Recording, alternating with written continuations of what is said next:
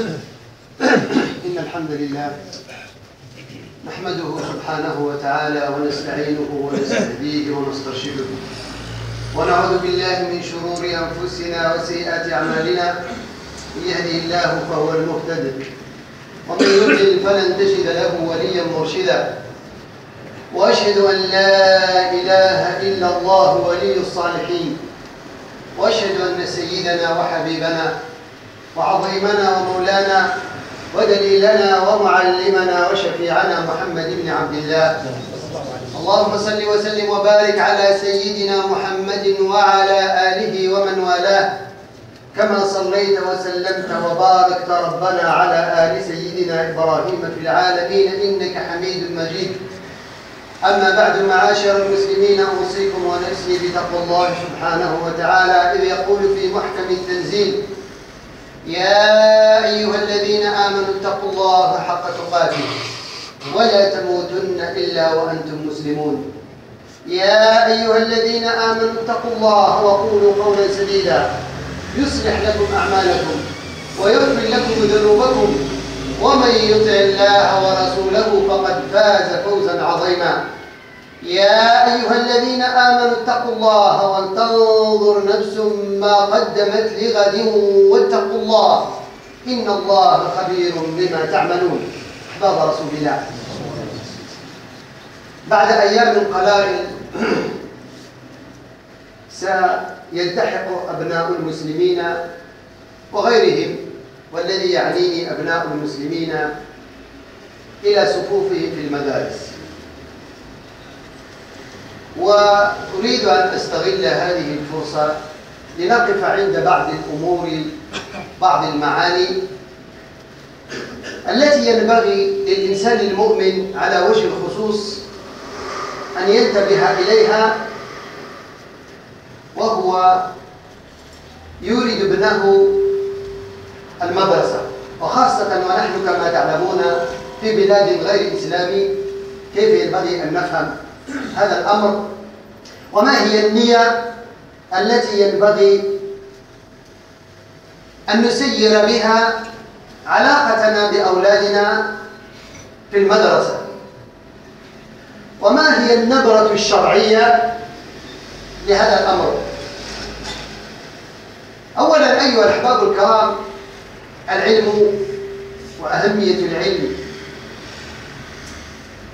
في حياة الفرد والمجتمع أمر لا يختلف فيه اثنان، مسلم أو غير مسلم، لا يختلف أنه بدون العلم لا يمكن للإنسانية أن تعيش حياة سعيدة مطمئنة، حياة متواصلة الحضارة ومتواصلة العلم.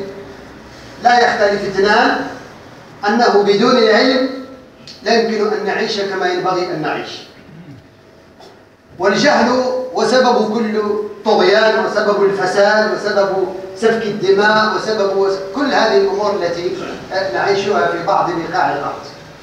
لذلك نتفق جميعا أن العلم هو أساس كل شيء، وبدون العلم لا يبنى أي شيء. أما نظرة الإسلام إلى العلم وعلاقة الإسلام بالعلم، فهذا الأمر ينبغي للمسلمين أن يعتبروه عقيدة عندهم، عقيدة يؤمنون بها.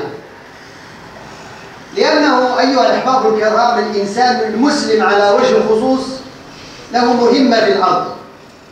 الله سبحانه وتعالى أرسله إلى مهمة، وهذه المهمة لا يمكن أن يقوم بها أحسن قيام بدون العلم. بدون العلم لا يمكن أن يقوم بها. والآلية الوحيدة التي يمكن أن يصل بها الإنسان إلى تحقيق الاستخلاف في الأرض، الذي هو بمعنى عمارة الأرض بما يرضي الله بجملة مفيدة، الاستخلاف في الأرض الذي كلف الله به بنو آدم وأخذه من بعده بنوه على بنيهم من المسلمين منهم، لا يمكن أحباب الكرام أن يتأتى إلا بالعلم. لذلك حينما نقرأ القرآن الكريم نجد في سورة البقرة الآية 30 إلى الآية 34 الله يحكي لنا أن الله سبحانه وتعالى حينما اختار آدم أن يجعله خليفة له أعطاه آليات، ومن بين هذه الآليات العلم. ولم تؤمر الملائكة أو يؤمر الملائكة بالسجود لآدم إلا بعد العلم. إذ يقول الله سبحانه وتعالى: وإذ قال ربك للملائكة إني جاعل في الأرض خليفة، قالوا وتجعل فيها من يفسد فيها ويسفك الدماء ونحن نسبح بحمدك ونقدس لك، قال إني أعلم ما لا تعلمون. وعلم آدم الأسماء كلها ثم عرضهم على الملائكة فقال: أنبئوني بأسماء هؤلاء إن كنتم صادقين. قالوا: سبحانك لا علم لنا إلا ما علمتنا إنك أنت العليم الحكيم. قال: يا آدم أنبئهم بأسمائهم، حدث يا آدم عن علمك. فلما أنبأهم بأسمائهم قالوا: سبحانك لا علم لنا إلا ما علمتنا. قال: ألم أقل لكم إني أعلم غيب السماوات والأرض وأعلم ما تبدون وما كنتم تكتمون. إلى آيات من سورة البقرة. يتضح أحباب الكرام من هذه الآيات أن الله سبحانه وتعالى شرف آدم بالعلم، لأن بعد هذه الآية 34 تأتي فيقول الله سبحانه وتعالى: وإذ قلنا للملائكة اسجدوا لآدم. بعد العلم الله سبحانه وتعالى أعطى لآدم خصال كثيرة، نفخ فيه الروح وخلقه بيديه وسخر له كل شيء وكذا وكذا. ولكن بهذه الأمور كلها إذا لم يكن العلم لا يمكن للإنسان أن يحس بأنه نفخة من الله سبحانه وتعالى، ولا أنه مخلوق بيدي الله سبحانه وتعالى، لأنه بالعلم يصل إلى كل ما أنعم الله به عليه. بغير العلم لا يمكن أن يصل الإنسان إلى أن يعرف بأن الله خلقه بيديه، ولا حتى أن يعرف بأنه يحمل بين جنبيه نفخة من نفخة الله سبحانه وتعالى. لذلك أحباب الكرام العلم، ونتحدث هنا عن العلم لأن في الآية علم آدم الأسماء كلها.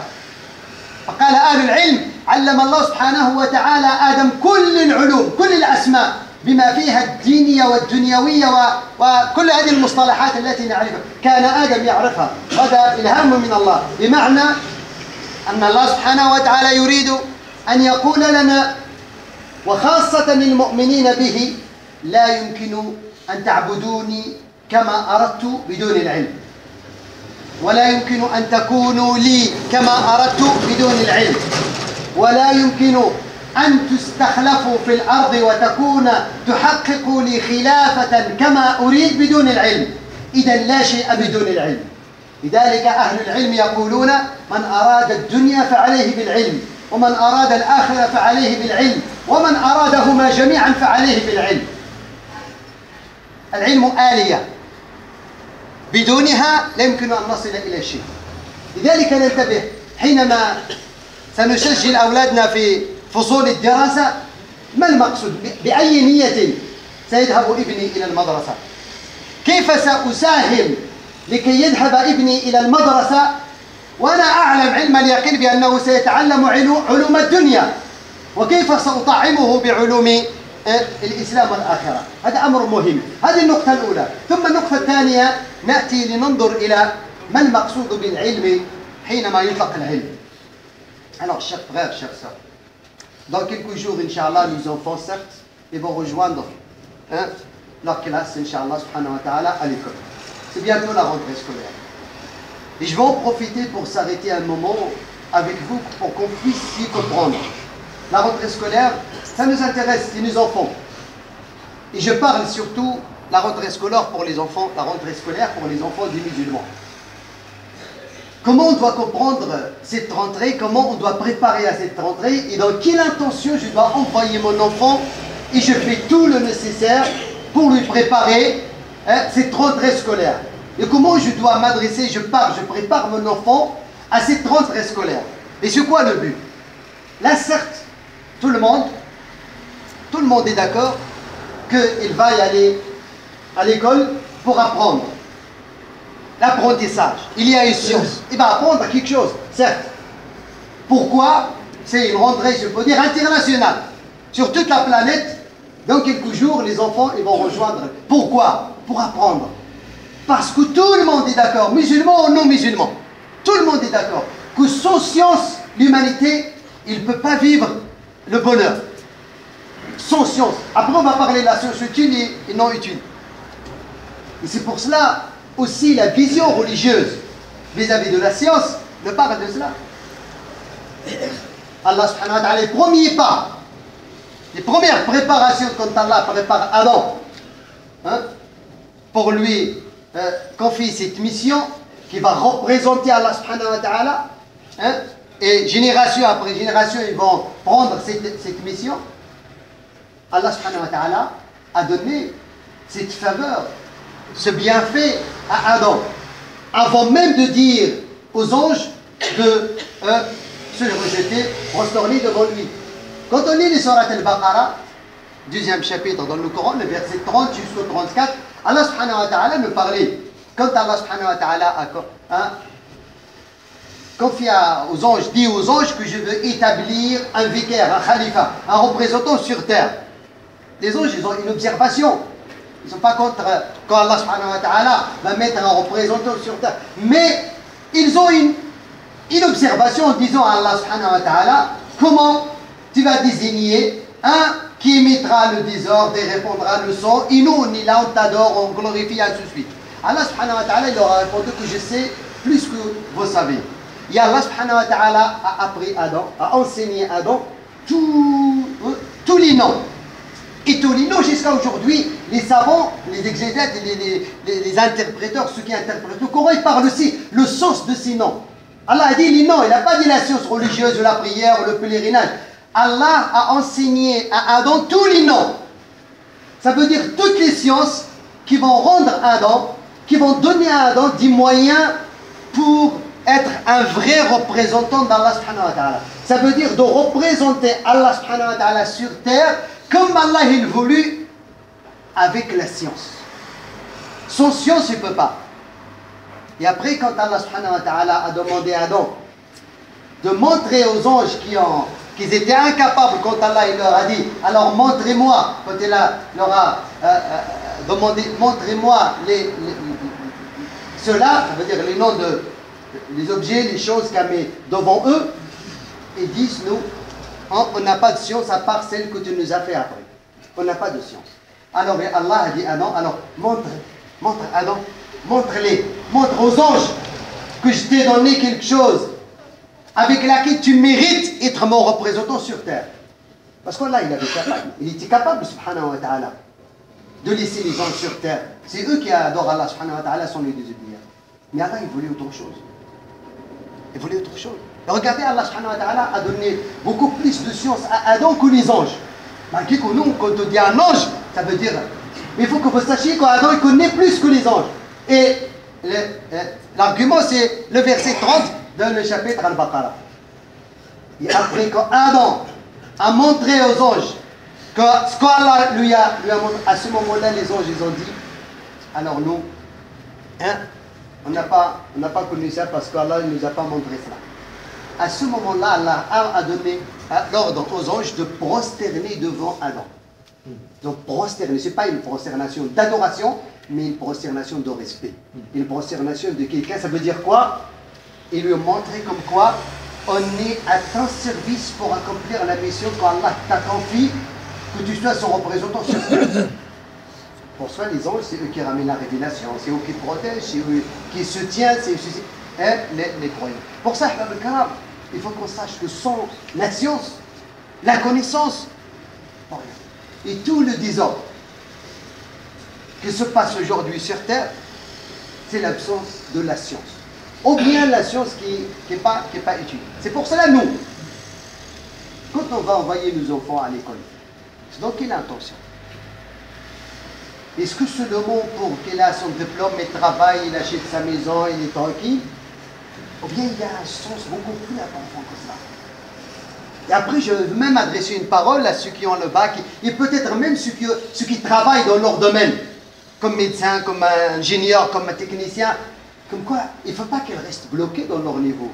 Parce que la mission d'un musulman, ingénieur, médecin, technicien, architecte, je ne sais pas qui dans ces domaines, c'est pas seulement grâce à ce diplôme, à ce travail, à cette science, tu vas gagner ta vie et pas avoir, comme ils disent, non, pas du tout. Tu as une mission beaucoup plus que cela. Tu as une mission beaucoup plus que de gagner ton morceau de pain grâce à ta science. Tu as une mission qui t'attend, c'est quoi? C'est d'utiliser ta science pour remplir ces terres d'adoration d'Allah.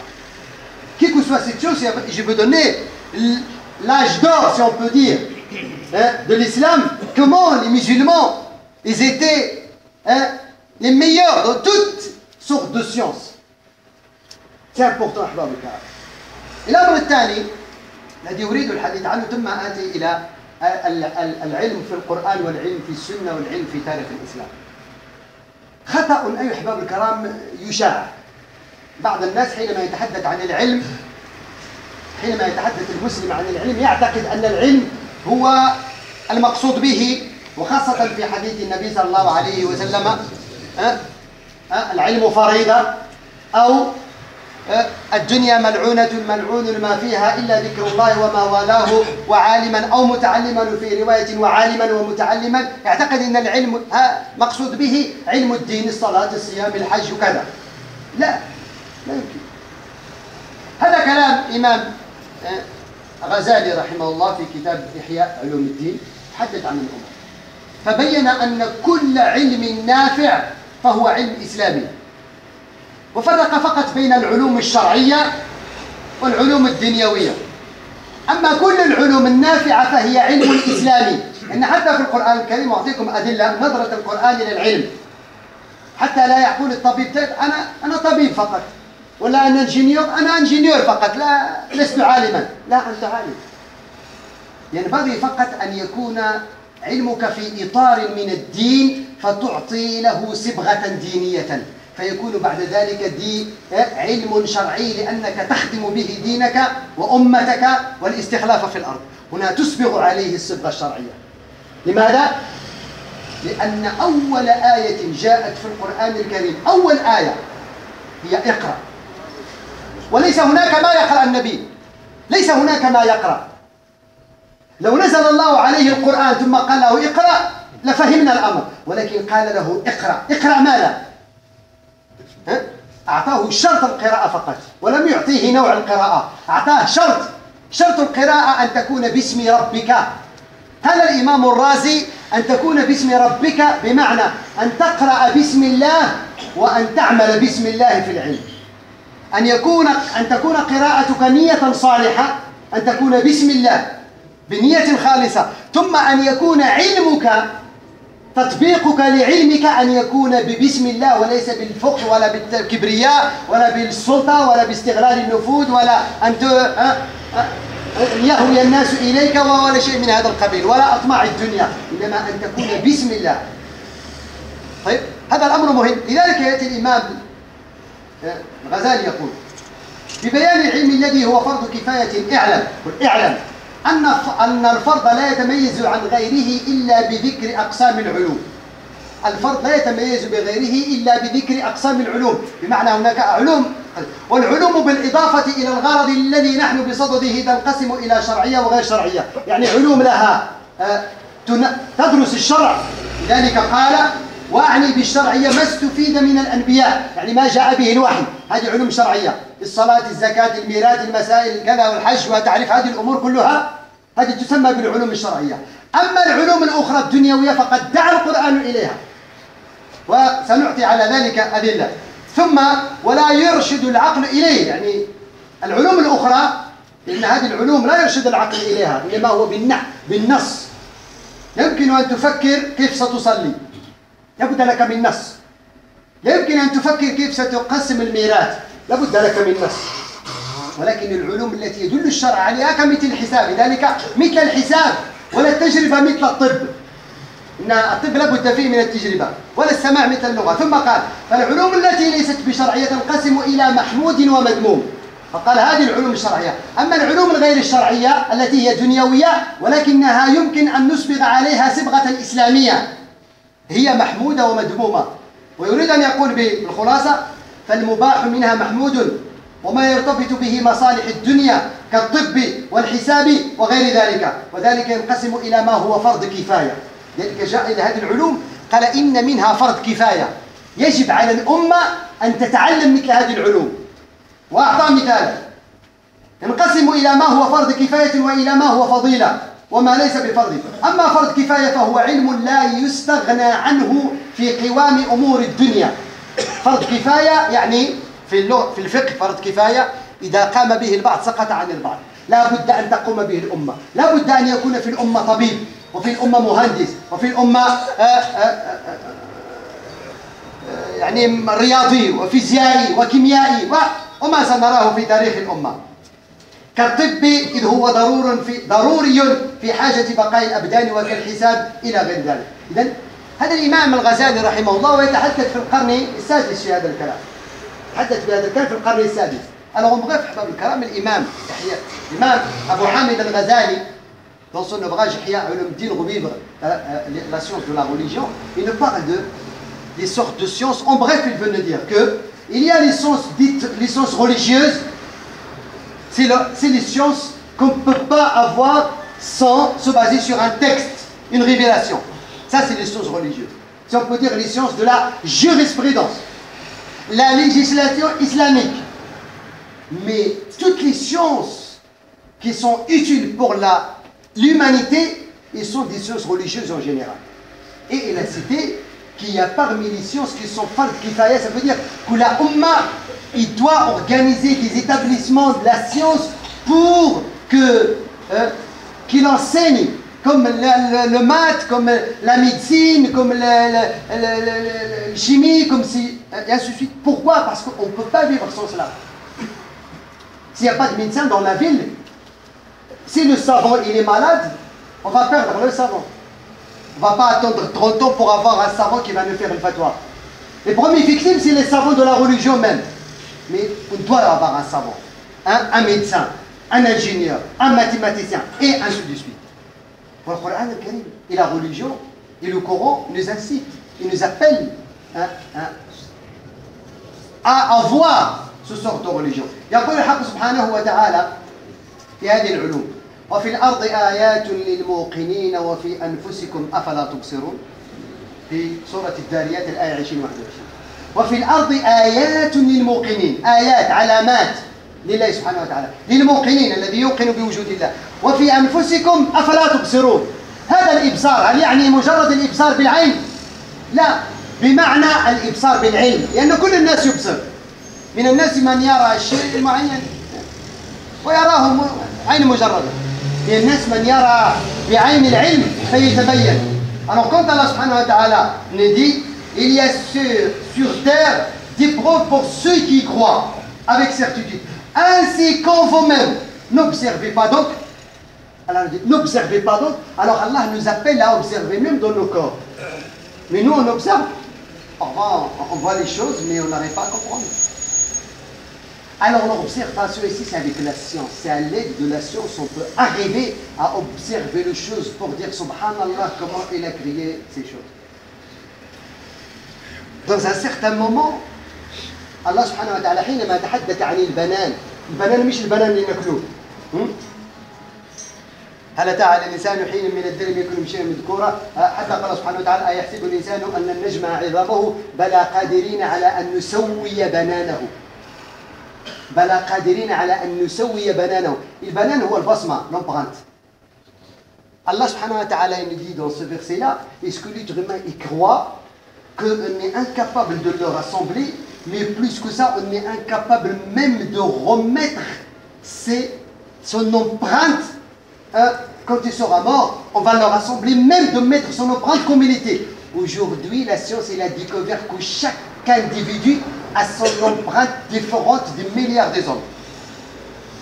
Allah il a parlé de ça. Aujourd'hui, la science a découvert que chacun a son empreinte. C'est pour ça, l'enjeu le passeport, tu passes avec. Un jour, il va venir, tu passes plus ton passeport, tu passes ton empreinte et ils vont avoir toutes les informations sur toi. Parce que ton empreinte, elle est différente par rapport à tout être humain qui existe sur terre. Subhanallah, Allah il est capable de te rendre la même que tu as eu dans le bas monde le jour dernier. Il n'est pas seulement capable de te remettre comme tu es, mais le moindre détail. Mais comment on peut arriver à connaître et savoir cela si on n'a pas de la science? Et c'est pas la science de 4 rak'at al-dhuhr et 4 rak'at al-asr. Non, c'est beaucoup plus que cela. C'est beaucoup plus que cela. لذلك أحباب الكرام لا تستغربوا. أنا أقول لكم معلومة مهمة جدا. ذكر الإيمان في القرآن الكريم بمشتقاته 811 مرة.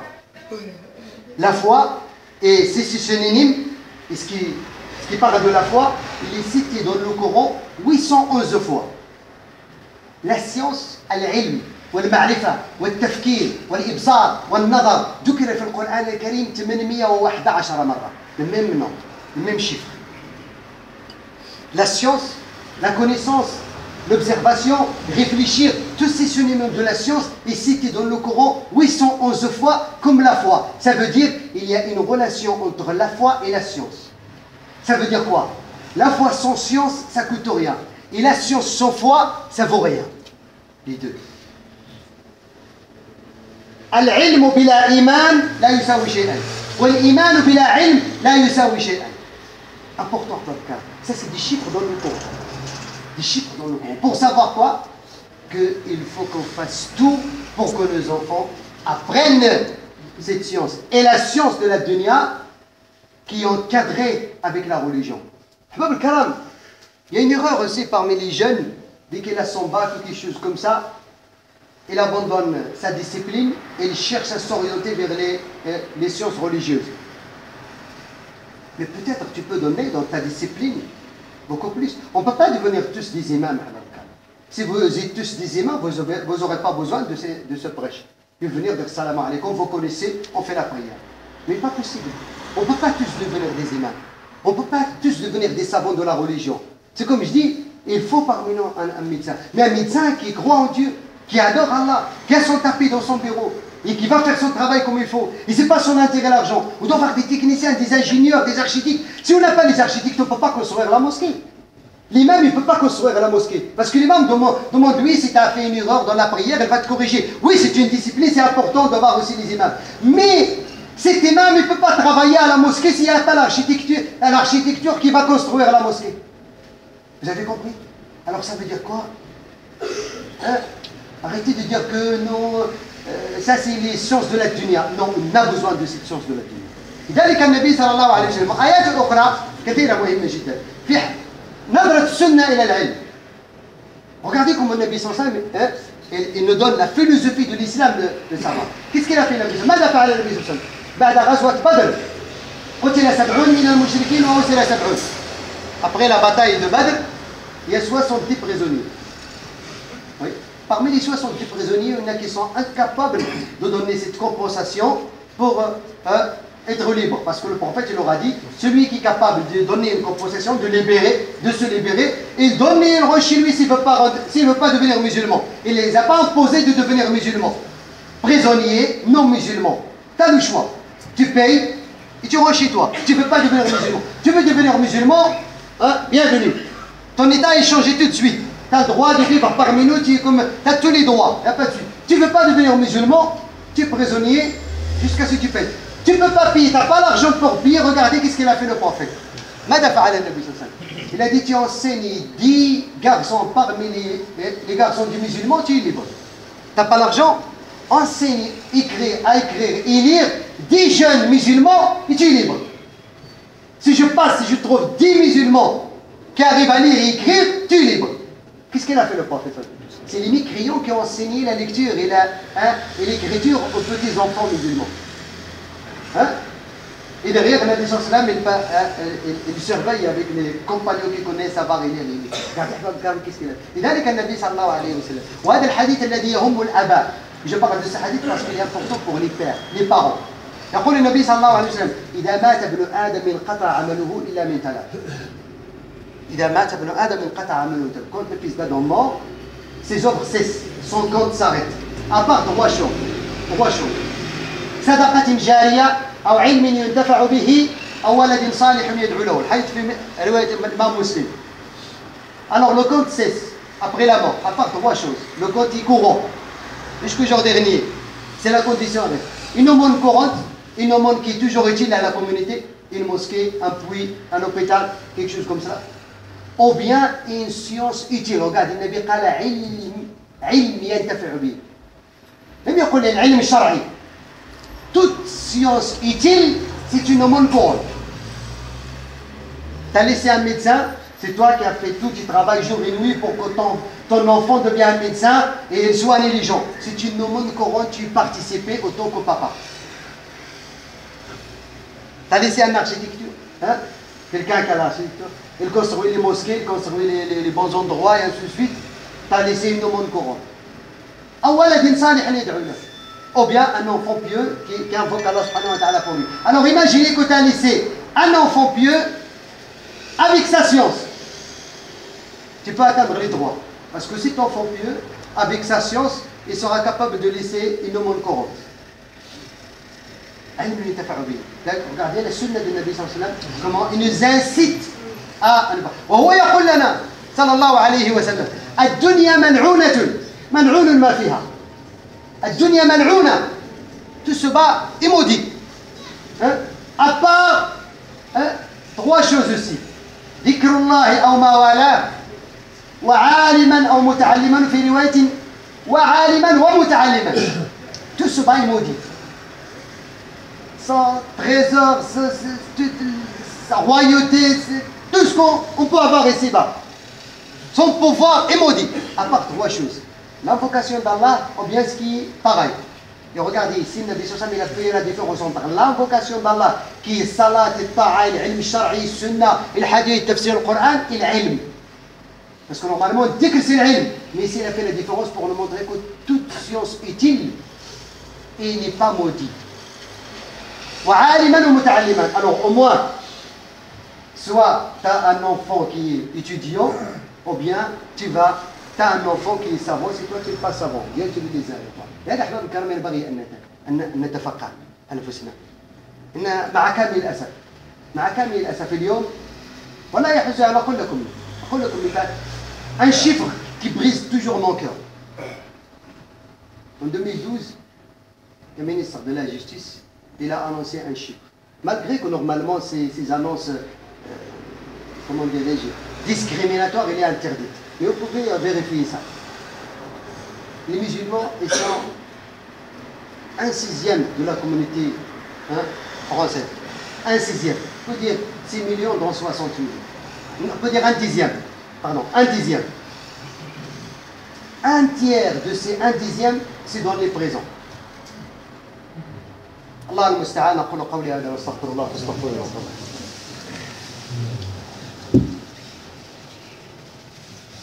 الحمد لله رب العالمين حمدا كثيرا طيبا مباركا فيه صلى الله وسلم وبارك على سيدنا محمد وآله أما بعد. أخواني الكرام, chaque fois que je me rappelle de ce chiffre, ça me touche. Ça me touche quand je trouve la plupart des prisonniers en France, c'est Mohamed, c'est Ibrahim, c'est Ismaïl, c'est Zakaria, c'est Hussein, c'est Mamadou, c'est Kamara. Et c'est la plupart. Si on est la majorité en France, on peut dire, oui c'est normal, parce qu'on est majoritaire. Mais on n'est que minoritaire. On n'est qu'un dixième de la population. Pourquoi on va remplir assez les présents? Parce que les parents ils ont démissionné, simplement. Parce que les enfants ils n'ont pas été à l'école. Parce que les enfants ils ont été mal éduqués. Quand les Français et les autres religions sont citées, ils ramènent leurs enfants à l'école, ils font le nécessaire, ils éteignent la télé à un certain moment, ils maîtrisent les jeux à un certain moment. Nous, nos enfants, à minuit, en pleine semaine, on est à l'école, ils restent encore dehors. Comment vous cherchez qu'on puisse être parmi comme Ibn al-Haytham, al-Khawarizmi et Ibn Sina? Comment on pourrait bien sûr? اقرأوا عصر النهضة في الإسلام. عصر النهضة في الإسلام بدأ من ضمن القرن الثالث إلى حدود القرن الثالث عشر. L'âge de l'or dans la science islamique qui a commencé à partir du 3e ou 2e siècle jusqu'au 14e siècle ou 13e siècle. Quand on a des grands savants. والله أحباب الكرام أنا أقول لكم بالإحصائيات أعطيكم بعض الأمور.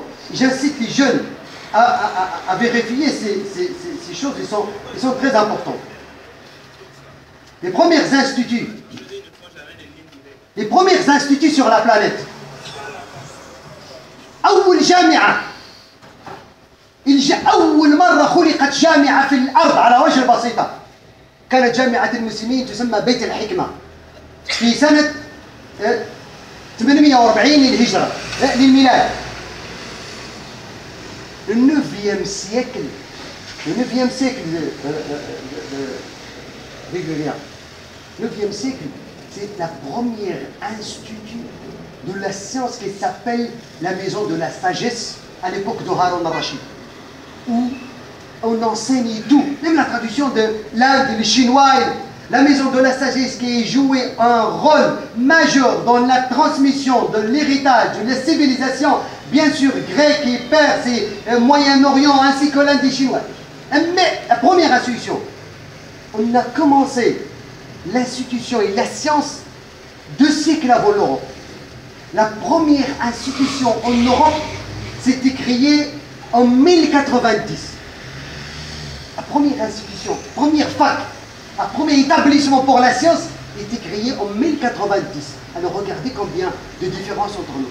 Pourquoi on n'en est pas aujourd'hui? Ce qui s'appelle aujourd'hui, moi j'aime pas ça, Averroès, Ibn Rushd. Pourquoi on philosophie son nom? Ibn Rushd, Ibn al-Haytham. Ibn al-Haytham, le physicien, l'astronomie, le médecin, de la médecine, et en même temps religieux. Ibn al-Haytham, كتابه الذي يسمى بالتصريف jusqu'à aujourd'hui est étudié en Europe. كتاب التصريف. Ibn al-Haytham, هذا الرجل. Al-Jurjani, Ibn Sina, ces gens-là, comment ils ont arrivé? Mais savez-vous depuis quand? Depuis qu'on a abandonné la plume, hein? Et on a pris la flûte. Hein? Tout a changé. Tout a changé. Lisez l'histoire des musulmans pour savoir ça veut dire quoi la science.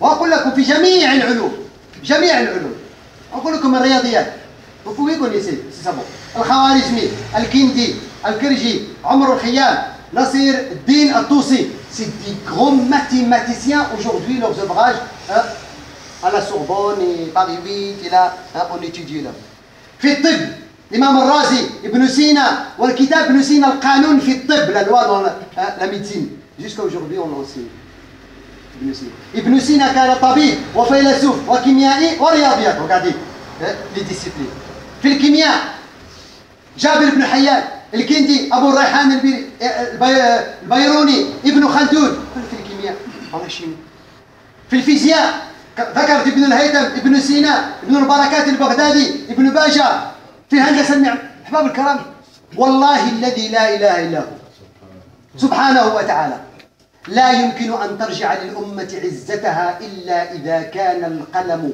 والقرطاس والدوات هو أخير صاحب لأولادنا. Par Allah subhanahu wa ta'ala, on ne peut jamais revivre la dignité musulmane tant que nos enfants ne les ont pas comme copain la plume et l'encre et le livre devant lui. Il ne faut pas rêver. Il ne faut pas rêver. Ici, là, regardez. أحباب الكرام أعطيكم مثال بس.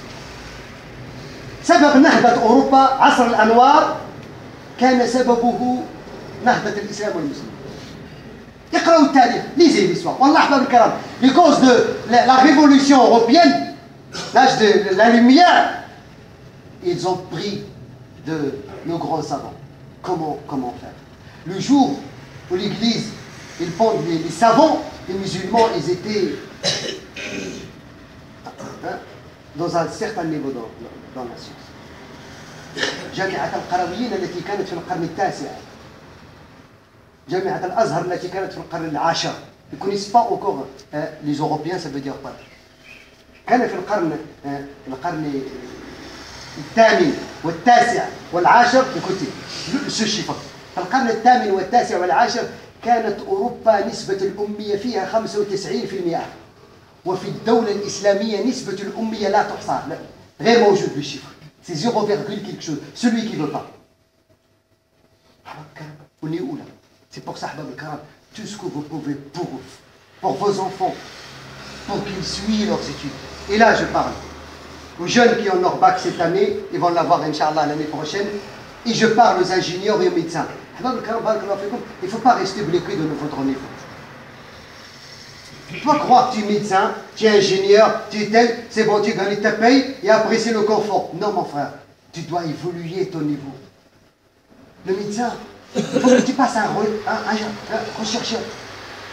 Tu rentres dans le domaine de recherche. C'est pas seulement tu restes, ça y est, moi je connais que ça. Non, mon frère, tu es médecin aujourd'hui, dans 5 ans tu dois être le chef de service. Dans 5 ans tu dois être le directeur de l'hôpital. Dans 5 ans tu dois être le directeur de le laboratoire de la recherche. Tu es ingénieur, pareil dans l'informatique. Il ne faut pas rester niveau. Même la religion musulmane. Un imam, il ne doit pas rester stable. Tu as eu le master, travaille sur le doctorat. Tu as eu le doctorat, travaille sur d'autres sciences. Arrêtez de dire, moi j'ai mon diplôme, je gagne ma paye, point. Non, c'est pas ça le style. Pourquoi? Parce que notre mission, c'est de remplir cette terre d'adoration. Et la science, elle s'évolue du jour au autre. Du jour au autre. Alors je dois faire le nécessaire pour que je m'évolue. Mais le fait d'abandonner l'école pour vendre la pizza, je suis désolé, tu es en train d'en tirer la Ummah. Et je ne suis pas contre ceux qui vendent la pizza, mais malheureusement, les jeunes qui ont moins de 25 ans, ils peuvent faire une formation, rentrer dans le domaine de sciences. Arrêtez d'accepter un jour, surtout je dis aux enfants, arrêtez de penser que demain, après-demain, vous serez des caissiers et des caissières. Un jour ou l'autre, il n'y aura pas de caissiers et des caissières. C'est nos robots qui vont passer tout. Et les caissiers et les caissières, c'est au chômage. Non, il ne doit pas avoir. Je ne vais pas dire le métier qui s'appelle ce métier, mais tant qu'on a la possibilité. Regarde la France, comment ils donnent la valeur aux sciences. Qu'est-ce qu'ils font? Vous êtes tous, vous pouvez témoigner tous que vous avez reçu une aide de la rentrée scolaire. Tous ceux qui ont les enfants qui sont scolarisés, vous avez reçu une aide 300 € et quelques pour vos enfants. Ils vous encouragent à laisser vos enfants à l'école. Ils vous donnent les moyens pour préparer tout pour vos enfants. Si vous voulez qu'on puisse revenir à l'époque d'Ibn al-Haytham, al-Khawarizmi, Ibn Sina, c'est la seule solution, c'est de faire tout pour que vos enfants seront les meilleurs dans cette planète. Sinon, on sera toujours les gens qui vont manger comme un yaqtatuna fi futati al-akhari. On va attendre, c'est quand les ingénieurs et c'est quand les médecins ils vont vider la cantine pour que mon enfant il va y aller à 18 h après-midi pour laver la cantine. Ce n'est pas un métier pour les musulmans. Jamais. Mais le métier des musulmans, c'est quelqu'un qui est dans son poste et qui rajoute à l'humanité. Et toute l'humanité. يحكى أن ابن الهيثم كان يشتغل نصف النهار طبيب في سبيل الله ونصف النهار لأكل معاشه. Les historiens ne citent que Ibn al-Haytham, un grand médecin, et les observations et les recherches, ce que l'a inventé Ibn al-Haytham, c'est lui qui a inventé la plupart des moyens de la médecine, de la chirurgie. Aujourd'hui, c'est Ibn al-Haytham. Les historiens nous disent que la moitié de la journée, il examine fi sabilillah. Et la moitié de la journée, il prend le salaire pour survivre. Il n'a jamais arrêté un jour que dire, voilà, moi ça y est, Ahbab al-Karam. Je finis avec cette parole. Man arada ad-dunya fa'alayhi bil-ilm. Celui qui veut se battre, il doit s'attacher à la science. Wa man arada al-akhirah fa'alayhi bil-ilm. Et celui qui veut l'au-delà, il faut qu'il s'attache à la science. Et celui qui veut les deux, le bas et l'au-delà, la réussite, ça veut dire, il faut qu'il ait un minimum de savoir. Et celui, comment dirais-je, le quart est déjà passé pour lui, c'est trop tard, il est un papa, il faut qu'il fasse tout pour que son enfant soit quelqu'un de savoir. Arrêtons-nous de gaspiller nos argent pour construire des maisons qui n'auront rien du tout ici-bas au bled. Il y en a qui ont 4-5 maisons et leurs enfants, et ceux qui même pas d'eux, est-ce qu'ils ont été à l'école ou non? C'est pas ça notre richesse. Notre richesse, ce n'est pas les appartements au bled. Notre richesse, c'est un médecin, c'est un ingénieur, c'est un architecte, c'est un technicien, c'est un tel. Oh, la communauté sera fière. Mais ta maison, un jour ou l'autre, ça sera un héritage contre toi, c'est pas pour toi.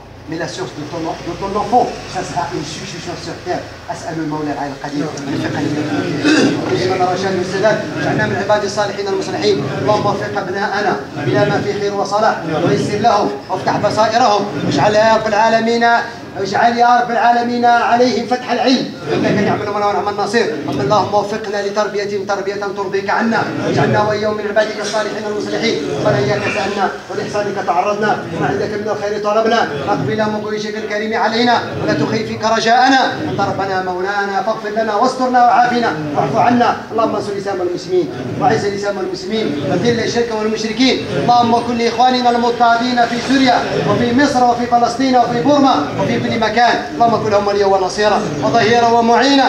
اللهم عليك بمن يكيد للاسلام والمسلمين. اللهم كيد عليهم يا رب، كيد لنا عليهم يا رب العالمين. اللهم كيد لنا عليهم يا رب العالمين. اللهم رد كيدهم في نحورهم، واجعل تدبيرهم في تدميرهم، واشغلهم بانفسهم، واجعلهم غنيمه للاسلام والمسلمين. انك نعم المولى ونعم النصير. رب اغفر وارحم وتجاوز عما تعرف انت العز والاكرم. بعض الاخوان يسالون الشفاء لمرضاهم، اللهم شافي مرضاهم وعافي مبتلاهم ورد غائبهم. اللهم رد المسافرين الى اهلهم سالمين غانمين، واحفظهم في اسفارهم. اللهم شاف مرضى المسلمين في كل مكان. اللهم اشف مرضى الشافي لا شفاء الا شفاء، شفاء لا يغادر سقما، بفضلك ورحمتك وقوتك وجلالك يا كريم. وصل اللهم وسلم وبارك على سيدنا محمد واله وصحبه، والحمد لله رب العالمين. واقم الصلاه.